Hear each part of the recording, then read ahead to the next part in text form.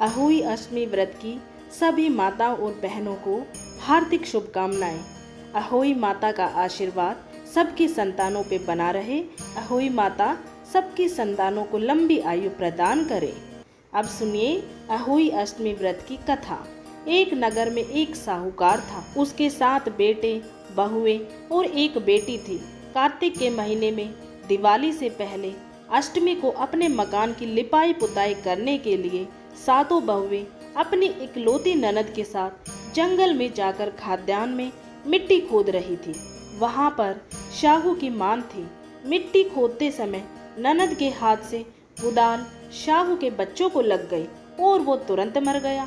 इससे शाहू माता बहुत नाराज हो गई और बोली कि मैं तेरी कोख बांधूंगी। ननद अपनी 7 भाभियों से बोली कि तुम में से कोई अपनी कोख मेरी जगह बंधवा लो। तब 6 भाभियों ने अपनी कोख बंधवाने से मना कर दिया, लेकिन सबसे छोटी भाभी सोचने लगी कि यदि मैंने भी अपनी कोख नहीं बंधवाई तो सासू जी नाराज होंगी। ये सोचकर ननद के बदले में छोटी भाभी ने अपनी कोख बंधवा ली। इसके बाद छोटी बहू के जो बच्चा होता वह 7 दिन का होकर मर जाता। एक दिन उसने पंडित जी को बुलाकर पूछा कि मेरी संतान 7वें दिन मर जाती है, इसके लिए मैं क्या करूं? तब पंडित जी ने कहा कि तुम सुरही गाय की सेवा करो। सुरही गाय शाहू माता की भैली है, वह तेरी को खुलवा देगी, तभी तेरा बच्चा जिएगा। अब वह बहुत जल्दी उठकर चुपचाप सुरही गाय के नीचे साफ सफाई कर आती। गाय एक पैर से लंगड़ी थी। गौ माता बोली कि हर रोज उठकर कौन मेरी सेवा कर रहा है, मैं आज जरूर देखूंगी। गौ माता खूब सवेरे उठी तो क्या देखती है कि साहूकार के बेटे की बहू उसके नीचे साफ सफाई कर रही है। गौ माता बहू से बोली कि क्या मांगती है। साहूकार की बहू बोली कि शाहू माता तुम्हारी भैली है और उसने मेरी कोख बांध रखी है, तुम मेरी कोख खुलवा दो। गौ माता ने कहा अच्छा। गौ माता साहूकार की बहू को अपनी बहेली के पास लेकर चली। रास्ते में कड़ी धूप थी। वे दोनों एक पेड़ के नीचे बैठ गई। थोड़ी देर में एक सांप आया। उसी पेड़ पर गरुड़ पंखनी के बच्चे को डसने लगा। साहूकार की बहू ने सांप ढाल के नीचे दबा दिया और बच्चे को बचा लिया।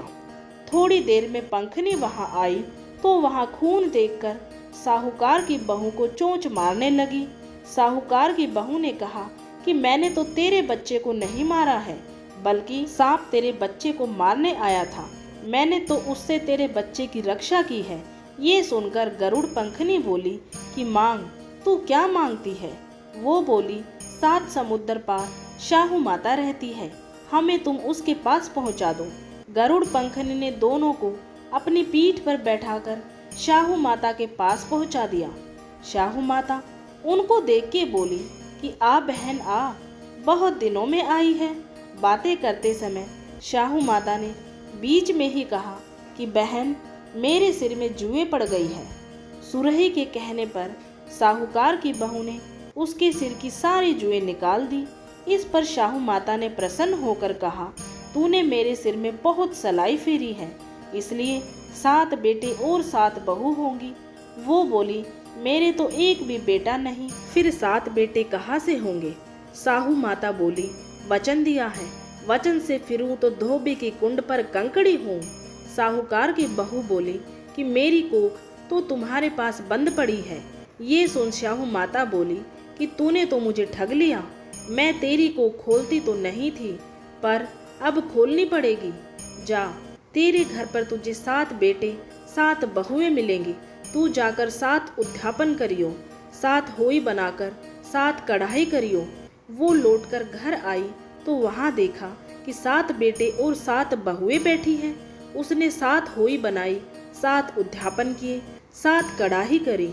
शाम के समय जेठानियां आपस में कहने लगी कि जल्दी जल्दी धो पूज कर लो, कहीं छोटी बच्चों को याद करके रोने लगे। थोड़ी देर में उन्होंने अपने बच्चों से कहा कि अपनी चाची के घर जाकर देख के आओ कि आज वो अभी तक रोई क्यों नहीं है।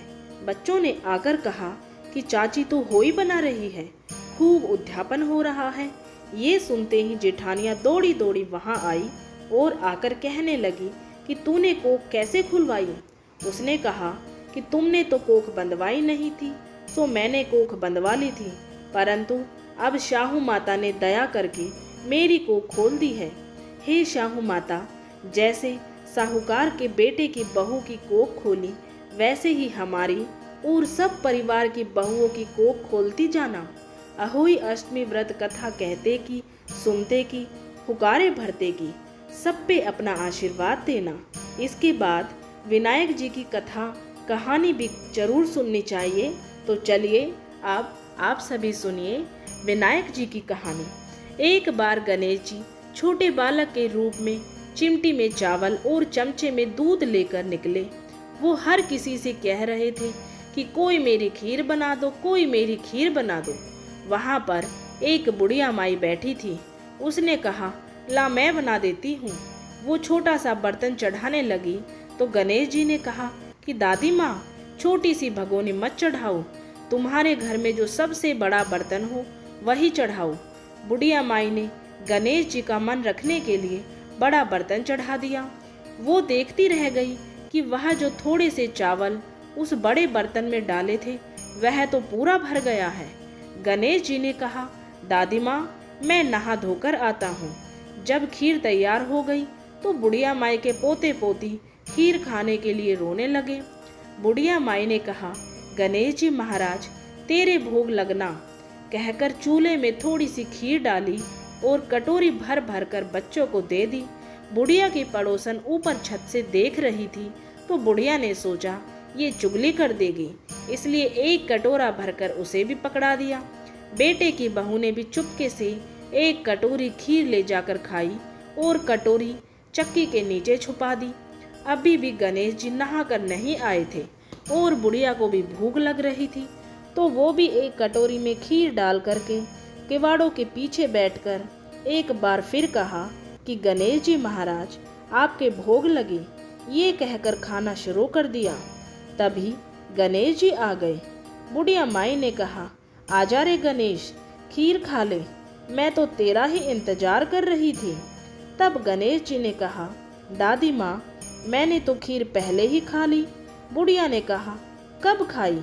गणेश ने कहा, जब तेरे पोते पोती ने खाई तब खाई, जब तेरी पड़ोसन ने खाई तब खाई, और जब तेरी बहू ने खाई तब भी खाई थी, और अब तूने खाई तो मेरा पेट पूरी तरह से भर गया है।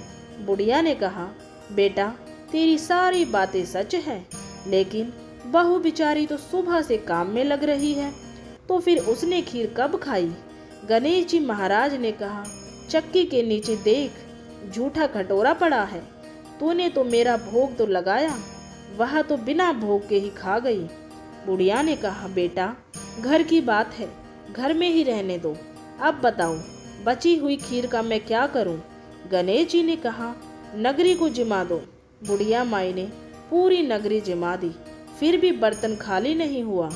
जब राजा को ये बात पता चली तो राजा ने बुढ़िया को बुलाया और कहा, क्यों री बुढ़िया, ऐसा बर्तन तेरे घर में कहाँ से आया? ऐसा बर्तन तो राजमहल में होना चाहिए। बुढ़िया ने कहा, राजा जी, इस बर्तन को आप ले लो। राजा ने खीर का बर्तन महल में मंगवा लिया। लाते ही खीर में कीड़े मकोड़े, बिच्छू, कंचले हो गए और दुर्गंध आने लगी। ये देखकर राजा ने बुढ़िया माई से कहा, बुढ़िया, बर्तन वापस ले जा, जा, तुझे हमने दिया बर्तन। बुढ़िया ने कहा, राजा जी, आप देते तो पहले ही कभी के दे चुके होते, ये बर्तन तो मुझे मेरे गणेश जी ने दिया है। बुढ़िया ने बर्तन वापस लिया। बर्तन वापस लेते ही सुगंधित खीर हो गई। घर आकर बुढ़िया ने गणेश जी से कहा, बची हुई खीर का क्या करें? गणेश जी ने कहा, बची हुई खीर को झोपड़ी के कोने में खड़ा खोदकर गाड़ दो।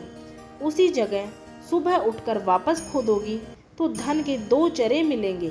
ऐसा कहकर गणेश जी अंतर्धान हो गए। जाते समय झोपड़ी के लात मारते हुए गए तो झोपड़ी की जगह पर मैल हो गया। सुबह बहू ने फावड़ा लेकर पूरे घर को खोद दिया तो कुछ भी नहीं मिला। बहू ने कहा, सासू जी, थारो गणेश जी तो झूठो है। सास ने कहा, बहू मारो गणेश झूठो तो नहीं है, ला मैं देखूं।